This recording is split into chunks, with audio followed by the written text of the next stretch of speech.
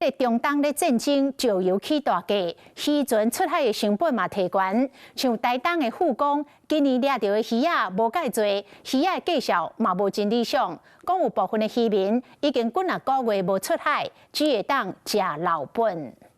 即擺油錢太貴咧，要出海賣啥會好啦？啊，伊魚仔佫少，啊，即擺出來，你看船啊規工攏好好。攏無啥人出海，過年前甲點啊？攏無出海。無魚仔通啊掠，一攏了錢啊。講即擺是鬼頭島特別大出的時陣，若是按照着以往的經驗，漁民攏會陸續出海來試航。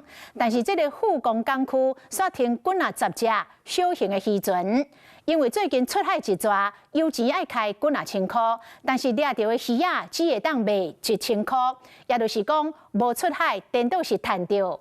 嘛有漁民較保守，先看別人出海是毋是掠到魚仔，再閣決定是毋是要對咧出海。Hello， 我是莊慧琪。想要搶先掌握最及時的新聞資訊嗎？趕快訂閱、按讚、開啟小鈴鐺，鎖定華視新聞 YouTube 頻道。